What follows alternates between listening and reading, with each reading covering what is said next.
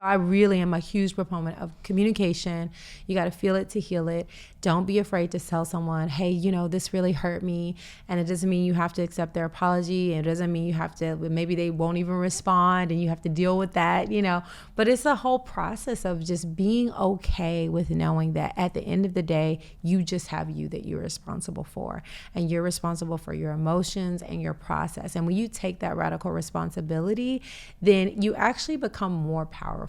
Mm-hmm. A lot of times we give our power away because we're looking for you to be kind to me. But I've experienced so many microaggressions and so much oppression over the years, and so many stories and things we're even witnessing now in humanity that breaks my heart, that I realize that I am responsible and I can't put it on anybody else. We all have to stand up for ourselves and also stand up for other people. Yeah. And if we don't, then, the world starts to crumble because we're all connected, and so my goal is just to do as much as I can to share the knowledge I've gained over the years so that I can be well and then others can be well too. Yeah. Yeah. It's so tough because we're presented with so much more information than we've ever have had access to. Yeah. And even the Palestinian-Israeli conflict, that's, these are kind of religious feuds and cultural feuds that have been going on for centuries, and everyone that it's so hard to know that fine line of I don't know. To me, I'm just at a loss because I have to, because I'm so sensitive, just remove myself. That's what I've done. And it's that fine line of, taking responsibility, but also you got to protect yourself from your own psyche of it's so overwhelming. What can I do? Do you know what I'm saying?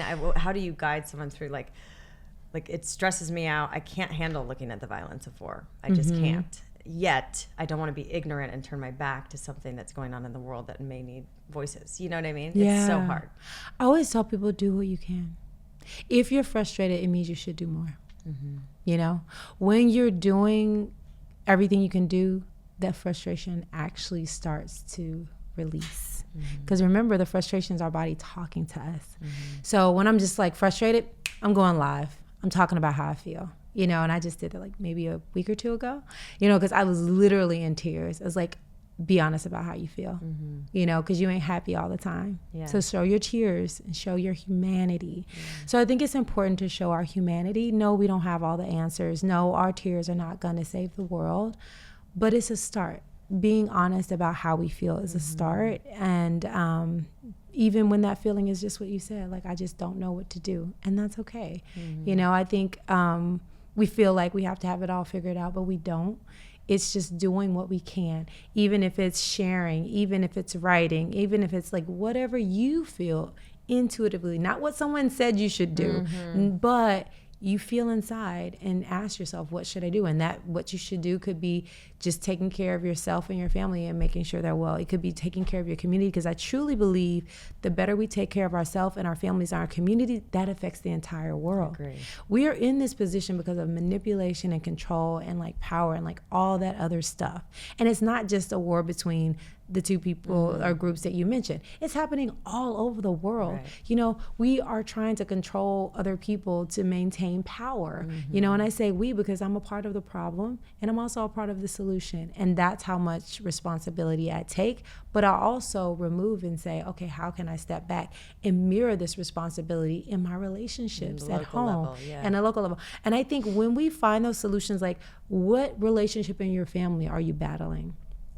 That gives us the wisdom on how to tackle bigger things, right? And it's communication. It's first of all, I don't know, stop killing people. If we can't stop killing people, it's going to be hard, because when there's so much bloodshed, the rage level is so high that people are in survival state. You cannot make executive decisions, as you know, in survival state. And so I understand the rage. I understand why people are mad, and I understand. And I'm so, me and my fiance Darren were there last year and saw the beauty and saw the love and saw, people trying to bring those specific groups together. But then to see how when war broke out, stories changed and things were different was quite heartbreaking, but understandable. Understandable, because when people are hurt again, and when people are fighting for their families and their children and things like that, you're not in executive state. You can't make those decisions. So I am a proponent for nonviolence, non-killing. I love guns, but I would like to see all the guns removed from the earth. And I don't think it's necessary because of the amount of harm. And even the weapons of mass destruction. Why? Yeah. If you don't have intentions to like wipe people out, why do we have them? Yeah. You know, so it's tough because I don't have the answers, but I can just be honest about how I feel. And I think being honest is the first step. And then taking those steps of, let's talk about, is there a way we can find solution that doesn't involve putting one group over the other? Yeah. For sure. Like, I mean, that clearly is perpetuating the problem. Yeah. The right and the wrong. Exactly. And then there's certain chapters and phases and seasons of your life where, like, I'm just personally overwhelmed with just my local level. My familial level, my personal, what like my little sphere is overwhelming right now. So it's like, I can't possibly take that on. And there's 8 billion people, and it's, and like you said, it's a macrocosm. There's an energy in the collective that's being played out in that region, that's being played out in politics, it's all the same energy battle of control that is shifting, but that as the frequency is rising, it's agitating everything into, on a very sad and violent level. Yeah, because I mean, it's a war on our well-being. Yeah. Straight up war. I mean, most of the things we have presented to us and eat are absolutely toxic, are absolutely, we know, causing a lot of the deaths and things we're experiencing.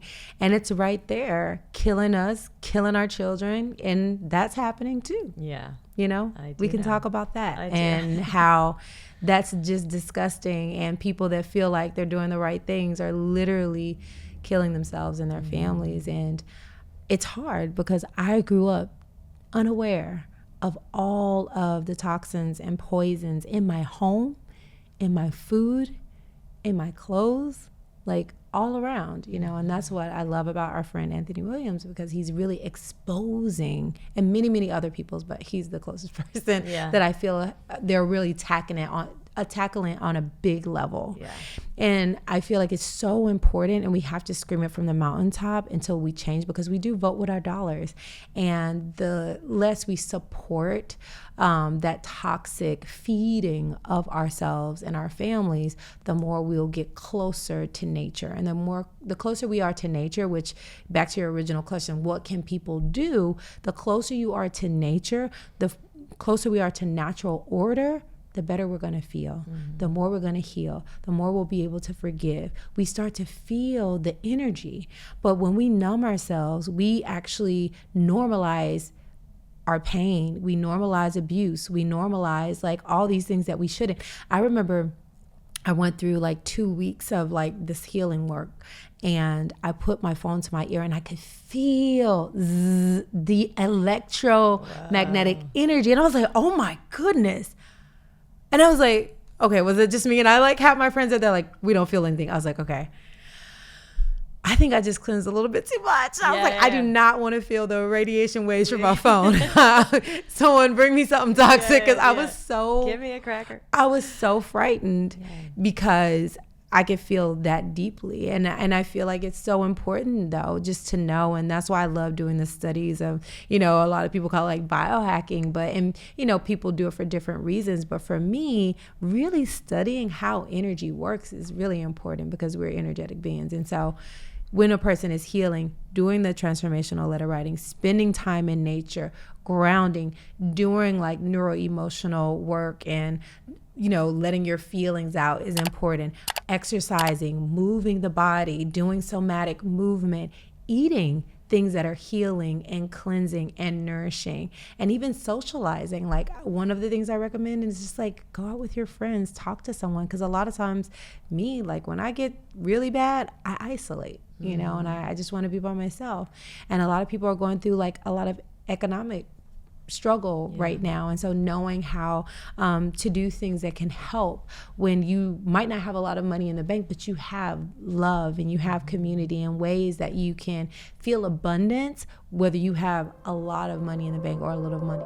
Thank you for listening to the Heal with Kelly podcast. Be sure to tune in every Thursday for more empowering wisdom and inspiring healing stories. And make sure you hit the follow button on Apple, Spotify, or wherever you get your podcasts so you don't miss that one episode that holds the answer you've been searching for.